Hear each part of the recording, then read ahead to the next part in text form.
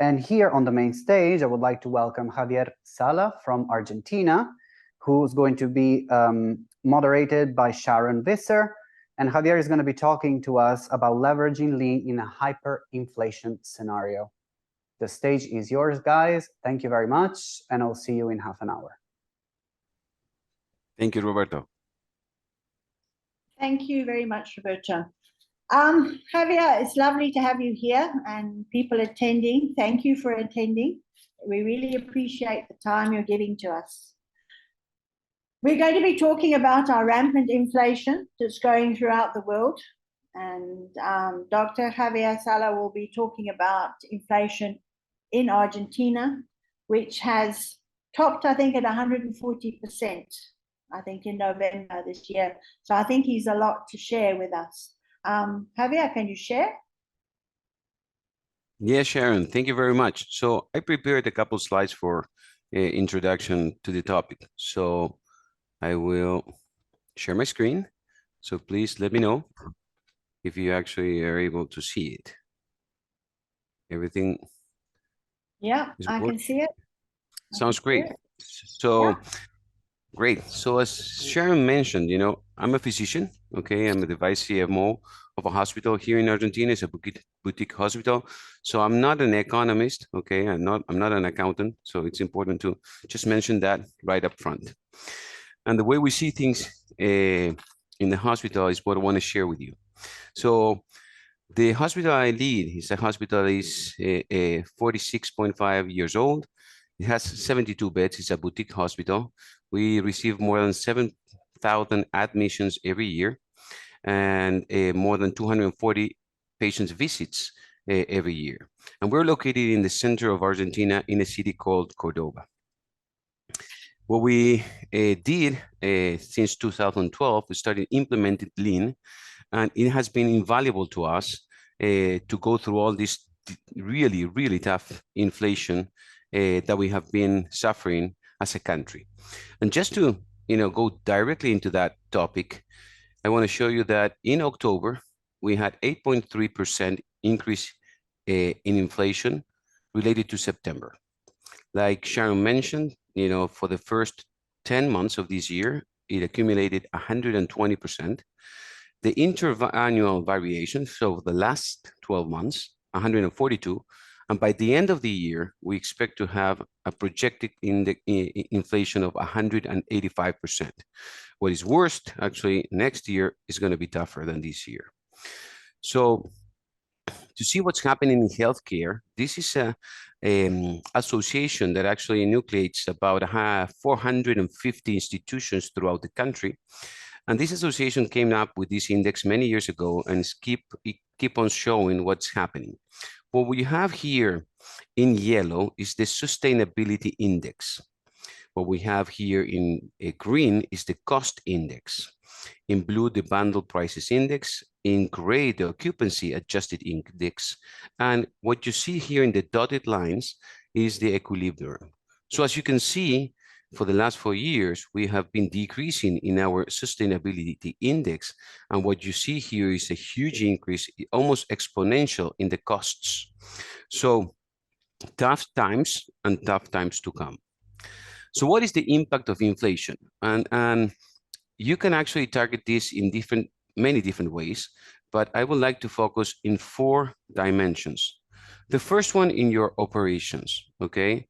So what you have is an increase in your production costs because you have an increase in the price of the raw material, you have an increase in the price of energy, your supply chain costs increase in transportation, logistics, etc. So what happens when this occurs? Are you able to increase your prices? So are you able to transfer this increase in cost to increase in prices?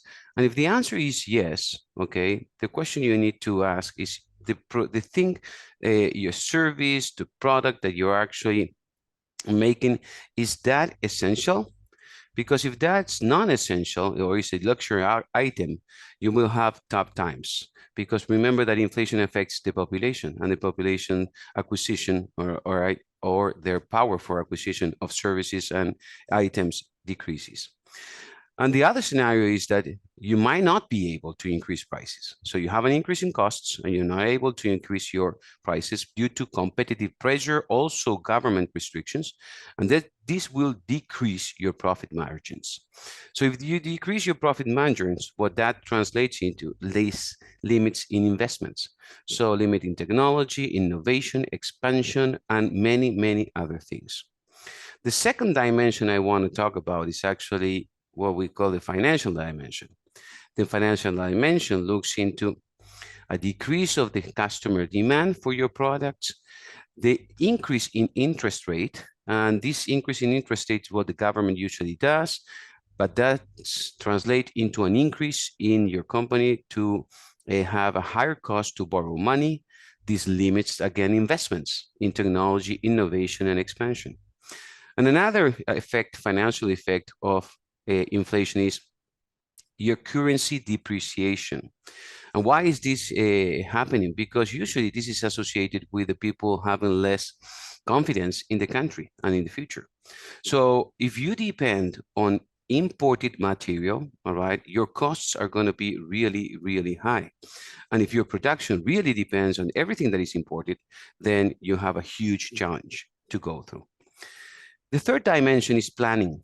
When your future is, uncertain because you have these volatile prices, this is very difficult to plan ahead for the next 5 years or 10 years. So usually you have to use different techniques like a rolling over forecast. But the most important dimension, all right, that I want to highlight when you have inflation is your people, your workforce, the people that, every day come to work and, give everything they can to make your company the best. Because they're having a tough time. Their living expenses go high, their gas, electricity, everything is increasing. And this needs to be matched by the wages. But what happens if your increasing wages do not match with the increase in productivity? So your gains in productivity are less than the demand from your people. You have employee and employer dissatisfaction. So this is a huge issue, and this is actually what keeps me awake every night. Our people is the one that we need to focus the most on, our customers. So the challenge, what do? We gotta think, but we gotta be very, very proactive, all right? So we all know that countermeasures to inflation are dependent on the government, because they need to have to work on the broader economy and the monetary and fiscal policies and do a structural reform. But we need to look into ourselves and do what can we do in our position, in our company, to do the best thing for our people and customers. So the first thing that usually every company does is cost management strategies. So they closely analyze and keep track of what's fixed and what is variable costs. So we're talking about, monthly subscriptions, salaries, rent, materials, and utility. The rolling over forecast I mentioned before, so a detailed budget to revise it, every time you can. Usually, in our case in Argentina, we revise it weekly, all right? And we look into revenue and expensive, so we can actually evaluate, for example, return on investment on marketing. You need to purchase better, okay? You need to be dynamic in this. You need to negotiate terms. Of course, we're talking always about a win-win situation. So join other, for example, companies that need to buy the same products to do a bulk purchasing for better prices, and that's good for the vendor too. Reduce overhead expenses via flexible working arrangements. Compare your costs with peers, find out what others are doing, what opportunities they have found. And so this benchmarking can help you. Focus on the core, okay, and probably consider outsourcing what is non-core activities for your company, because somebody might do things better and that will actually cost you less. Motivate your organization at all levels to collaborate, okay, towards cost control. So all of this usually is what the companies focus on. But we want to share what a lean culture actually gives you, which is, I would say, so powerful and might be, in my opinion, is more powerful than doing the rest of the other actions that need to be done, but this is actually the power of lean is amazing. So one of the first things, we're always talking about waste, and we talk about inventory being one of the 8 type of wastes. Inventory, it depends on what type of inventory you're talking about. It's either waste or treasure. If it's inventory in raw material, okay, that's a treasure, okay? So you need to have a raw material that will not expire and will actually allow you to keep producing or giving the services that you have. But you do have waste, like if you have echocardiograms that are not, in our case, in a hospital, that are waiting for being informed by the physician, that is, inventory that you need to get rid of. Gemba walks, very, very important, because, that keeps you on top of the process, that keep you seeing, how the work is being done. And most importantly, keeps you close to your people. See how you can help them, okay? So you develop your people based on training employees to be more efficient, work with them to thrive their efficiency, reducing steps, and also help them to be creative and innovative. So, help looking if automation or software development or technology, can help you and can improve their work. Lean, helps you to monitor your supply chain. So it actually helps you to reduce waste, decrease lead time, and increase flexibility. And also, the most important thing we always talk about is, customer focus. So constantly focus on adding value. So cut the waste that is really not adding value to your people, the way they do the work, but to your customer too. Because you need to keep the loyalty. You need to also be loyal to your customers, and actually being loyal to the customers will actually keep your demand or even increase your demand. Lean, we all know, reduce costs by eliminating waste at every level of the organization. So look on every corner, okay, to reduce real waste. Efficiency improvement, so rise your productivity, be innovative, be creative. And the most important thing, we all know that everything can be improved. So constantly and continuously improve your efficiency and your waste reduction. So just to show you a couple examples of what we did in our hospital, as I mentioned at the beginning, we started applying lean in 2012. Since then, if we compare the first 12 months to the last 12 months, so 2013 through 2023, we have increased the amount of patients we see by doubled. So we have 100% increase in ambulatory patient visits. We have 50% increase in the hospitalizations, and we still have the same number of beds. That means we still have the same number of nurses and people that provide care to our patients.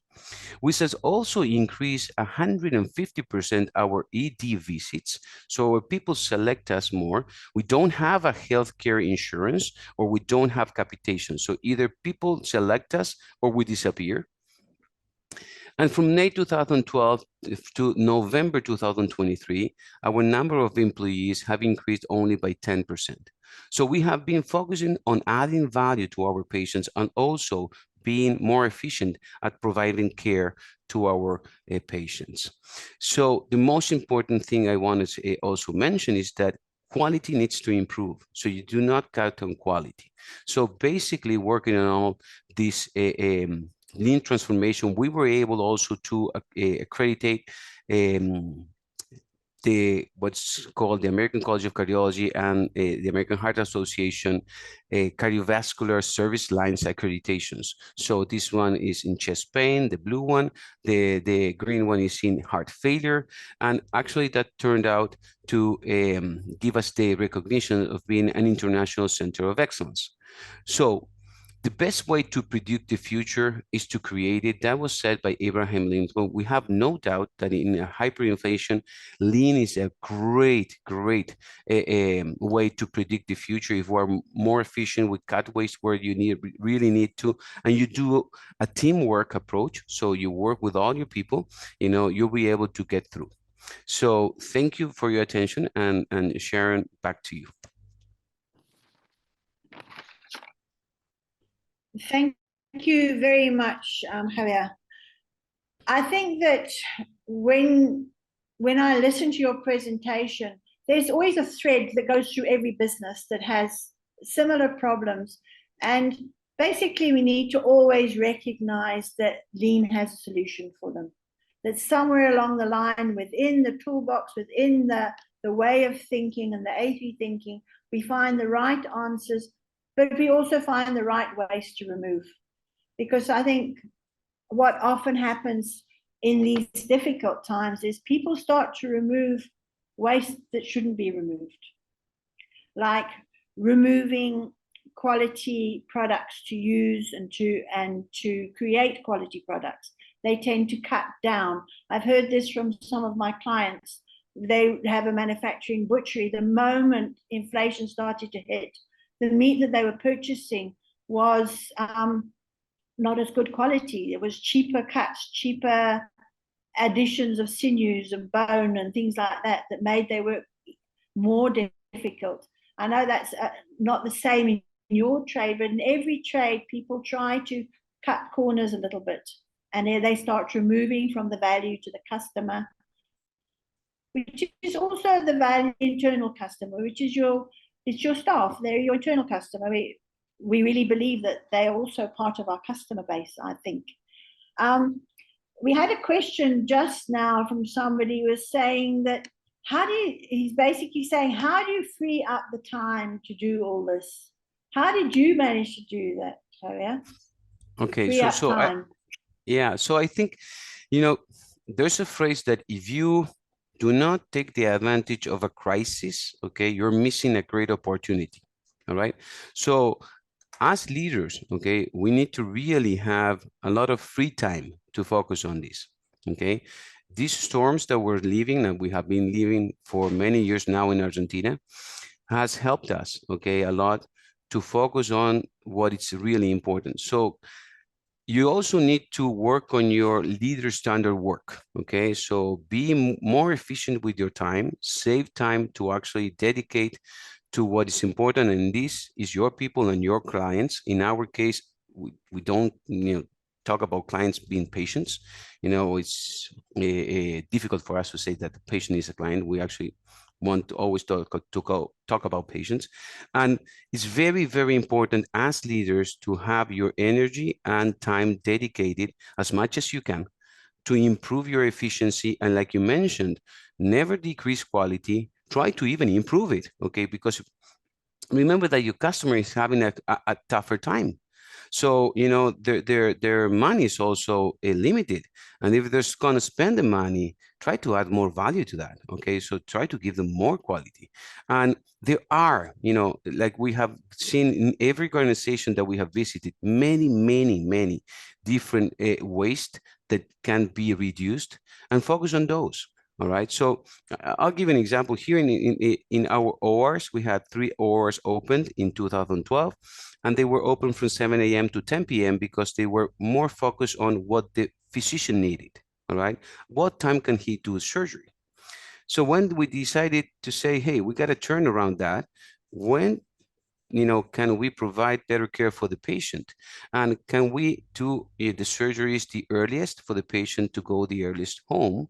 Can we do the surgery the earliest so the physician staffs that are, the ones that know the most are in the hospital to receive those patients after surgery? So just focusing on adding value to the patient, we actually reduced the amount of hours our ORs are open, that we ended up closing one. The other ones are open from 7 a.m. to 6 p.m. And now we have doubled the amount of surgeries we're doing with the same amount of people. So you're increasing the amount of quality to your patients, you're delivering better things. You're able to double the amount of surgeries you're doing, not compromising quality at all. And even it better, our own people can get home earlier. Okay, you don't have to pay extra hours also. So everything benefits, okay? Everything works when you're always focusing on the patient, adding value to the patient, and reducing waste, like you mentioned, where you really need to.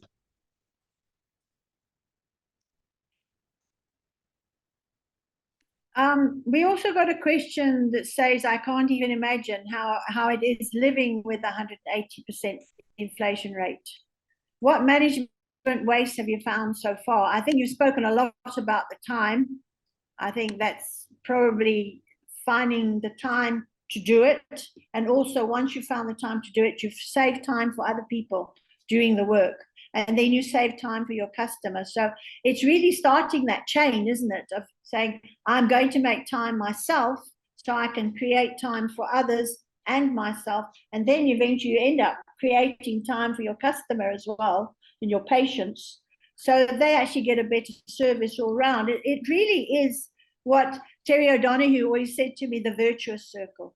Once you start the circle, it just goes around, it spirals around and round into every kind of waste, because you're looking at the process and you're looking at the people and you're dealing with the people and you're making their days better because they have more time.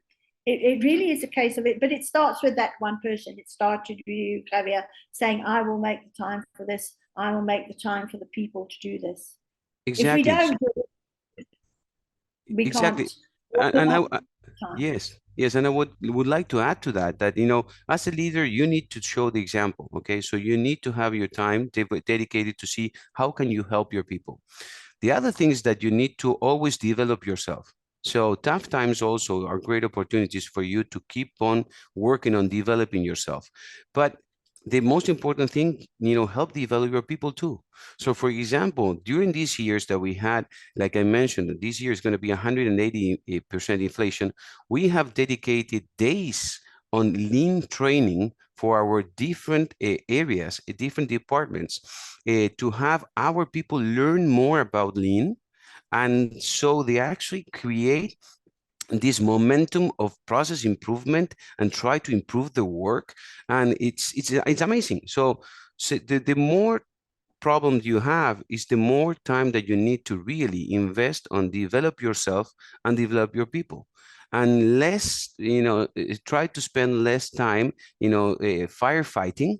Okay, because what you need is an entire team. Okay, so your entire team need to be aware that everybody needs to pitch in and everybody is responsible for this situation, and how can we do better for ourselves and most of all for our patients, so for the customer.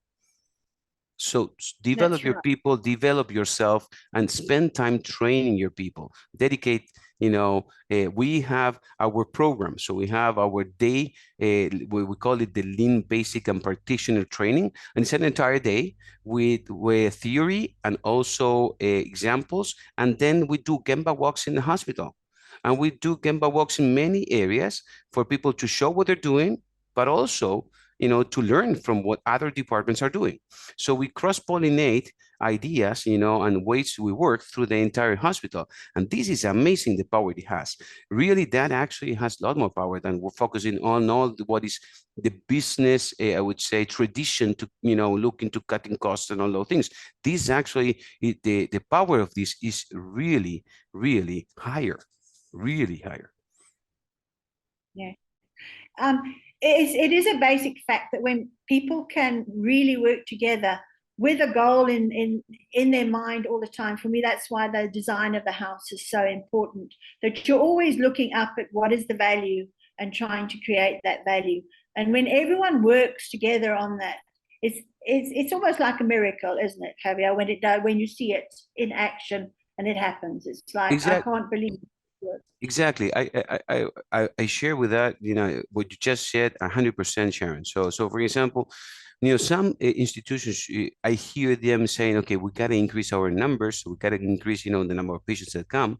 And I say, don't focus on that, you know, focus on adding value, and that patient actually will multiply by 10, 20, you don't know. So if a patient comes in and you deliver the best quality you can, and he goes home, he will tell, you know, the entire family, friends, everybody, how great, you know, service and how great healthcare provided it was at this hospital. So that actually will create many, many other patients coming to see you. So you're focusing on other value, and that creates volume. You're not focusing on creating volume, you're focusing on creating value. And that actually develops volume that you wouldn't imagine. Like we were able to double the amount of outpatient visits, and we are just focused on how can we provide better care for our patients. So what do they don't like? They don't like to wait. So let's just make, you know, every time that they come, you know, they don't wait for a secretary, they don't wait for a study, they don't work for the physician. So we start to measure everything in our hospital. As soon as you come in, you punch in your ID, and we measure everything that you came in for. So if you wanted to see a physician, how much that did it take? And we work on that. If you wanted to have a study done, how much did it take? How long were you in the waiting room? So we don't have comfortable waiting rooms. People do not want to wait. Just, we just want them to be the least amount of time, and get everything they need to as soon as possible. So this is the idea. So if you focus on the patient, if you focus on your customer, you don't decrease quality, but you increase it. It's an amazing countermeasure for inflation. Yes, yes, I agree. And also, I wanted to go back to about the people. I get very concerned when I see all the layoffs that are happening all over the world, because I don't think it's helping any of us. I don't even know if it helps the companies that are doing it. When I was in Ngami, we went very seriously into training our technicians, which is also like training your doctors. They have to learn new skills all the time. And it was quite a substantial cost. And one of the things was, as they got new skills, they got better pay. But it never felt like a waste, because at the end of the day, what we did with those people was we opened a new branch. And those people were so used to working within the lean systems and cooperating with the systems, and their skills have been so upgraded, it was really easy to grow, because within the organization, you're just developing the people and they do the work, and then you can grow because you have the people, which is probably the most important part of any new business, is to have the right people in place. And then you already start to offer an advantage. So for me, it's really a case of, it's a win-win. I agree. Creating value. Yes, I agree, Sharon. And I want to share just, because we had just a few minutes. I want to share an experience. When COVID hit, all right, around the world, it hit first in the northern hemisphere and then in the southern. So we are in the southern. So what happened here, our country decided to close, and we had no patients coming in. All right. And we had all our people. So what many hospitals did, what you just mentioned, they cut on their people. They laid off, or they reduced how much they were paying, because, that was also allowed by the government. And our approach was, we're not going to lay off anybody, and we're just not going to cut on payoff. We're going to just borrow money, see how can we find a way to keep on, paying our people and actually keeping the workforce. And also we used the free time to train and to get prepared. So when COVID, the first wave hit us, okay, we had the people that had always been working with us, knew exactly what to do, were trained the best, because we learned from other countries that were suffering before us, what needs to be done and what needs to be avoided. And it was one of the most important things we did. So keep your people, develop your people. They are really the most important asset you have as a company. That's right. That's right. So I think we can really come to the conclusion is, if we just focus on retaining the value to the customer and removing the right wastes by using the lean systems properly, the lean tools properly, we have the very best chances of getting through anything, I think. I agree, Sharon. And if this message is exactly what people will take from this 30 minutes that we shared, I think we've been successful. Yeah, I think so. I think so. It's been so interesting listening to your story about the hospital and the amazing work that you've been doing there, Javier. It's absolutely wonderful to listen. Thank you. Thank you very much, Sharon. Thank you very much. And a huge hi to the audience. I think somebody, yes, Roberto, is coming in. Thank you, attendees. We appreciate you being here to listen. Thank you so much. Guys, hello. Thank you so much. That was great. Really enjoyed listening to this presentation. Thank you so much for sharing, Javier. Thank you so much, Sharon, for your moderation of the panel. Have a great day. Thank you. Bye-bye. Thank you. Bye. Bye.